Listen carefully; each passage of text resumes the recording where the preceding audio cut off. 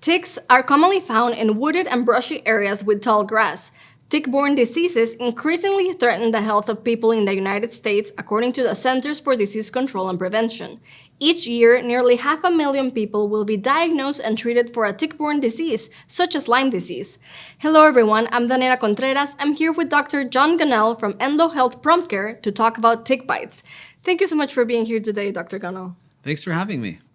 So let's start with, what should we do if we find a tick on our body or on our children's bodies? I'd say, first step, take a deep breath, don't panic, walk over to your medicine cabinet and try and find tweezers with like really pointy ends on them, and go up to the tick and try and remove the tick by compressing right at its head and not on the body.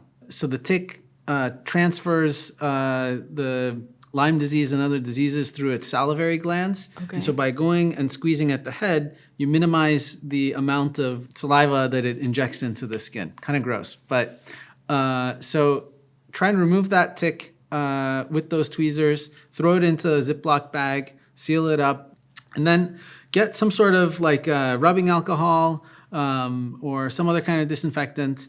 Even soap and water is going to be helpful, and disinfect the site of that tick bite. Okay, very well. Are there any particular areas on our bodies where tick bites are more common?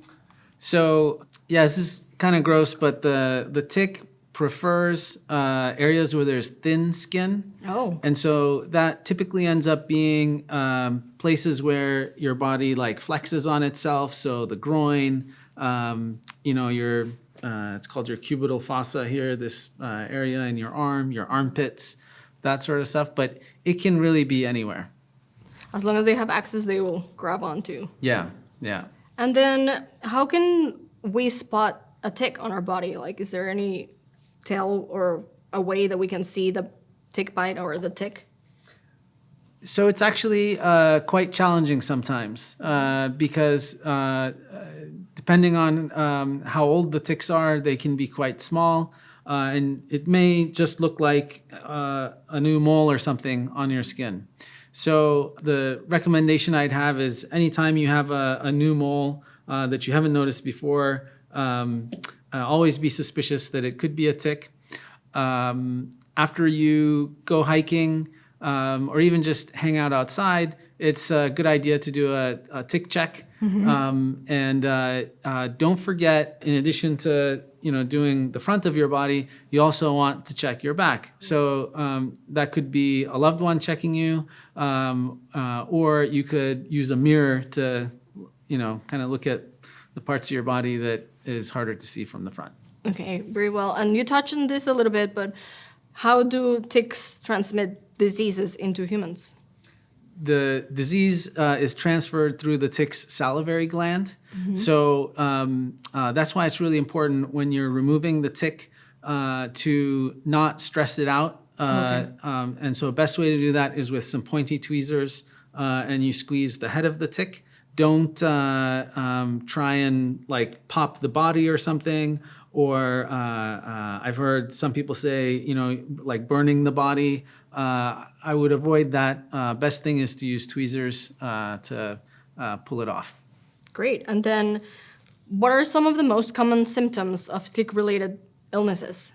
So there are a few tick-related illnesses. If we're focusing on Lyme disease, the most famous symptom of it is this target-like rash that you get at the site of the tick bite.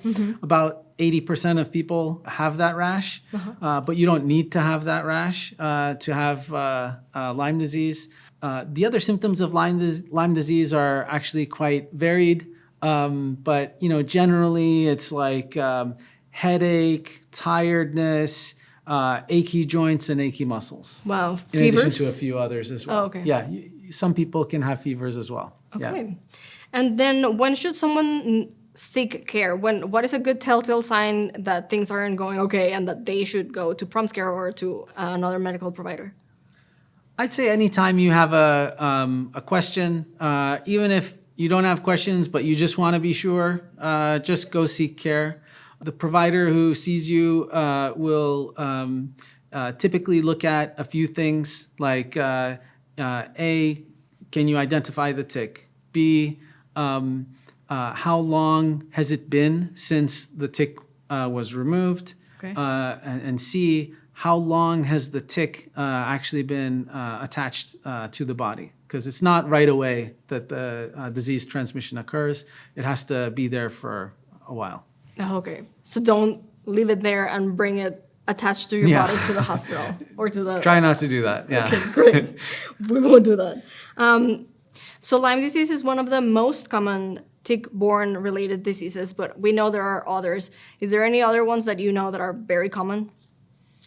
Yeah, I don't know if I'd say very common, but there's one called babesiosis. There are a few viral encephalitis type of illnesses as well. Okay, and then what are some of the treatment options for tick-related illnesses? So that also depends on which one you have. For Lyme disease, it's typically treated with an antibiotic called doxycycline. Other antibiotics treat babesiosis. And the viral encephalitis, well, that's because it's a virus, the antibiotics don't really help with that. So it's, symptomatic treatments and other treatments for those. Very well. And then how long does it take to recover from a tick bite, even if it doesn't develop into a disease? On average, if you have confirmed Lyme disease, Okay. Typically 10 to 20 days is when you recover. But in some people, it takes 30 days to 6 months. So there is a varying response to treatment with Lyme disease. That's why it's really important to, as soon as you see that tick, go seek care. And then it's just one day of getting a prophylactic antibiotic, and that will address it. Okay, very well. And then are there any long-term complications to Lyme disease? So that's a tricky thing to answer because Lyme disease can have such a huge variety of symptoms. In general, though, the symptoms I'd put into a few buckets. One is like aches and pains. Next bucket would be nerve stuff. So loss of sensation. Just nerves in your body not functioning well. And then third category, it can cause heart arrhythmias and that sort of stuff. So they can be very serious. Could be, yeah. Wow, okay. So then how do we prevent tick bites so that we don't get any of these diseases? There are several levels in terms of what you can do. First off, when you're hiking, you can try and stick to the pre-made trails instead of doing off the beaten path type of hiking.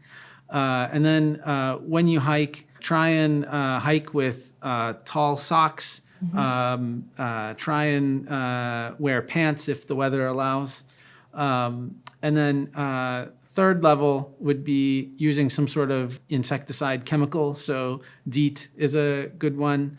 Some clothes can be like embedded with another chemical called permethrin. And so these can all be helpful. And then, third, or I guess now we're at the fourth level, is going to be when you're done hiking to do that whole body tick check. Very well. Is there anything else that you would like to add that we didn't ask you? I would say one key thing is don't let fear of ticks prevent you from enjoying the outdoors. I go camping, and just hiking through the wilderness as well. So, you can mitigate risk. You can never really eliminate it, but, we're so lucky to live in an area where we have all this natural beauty. So enjoy it. That is so true. I'm going to take your advice. Thanks. Thank you so much for being here today, Dr. Gunel. Thanks for having me. And thank you so much for tuning in. If you'd like to listen to more Health Matters conversations, visit www.enloe.org/podcast. If you have a topic you would like us to explore, let us know. Email us at healthmatters@enloe.org. See you next time on Health Matters.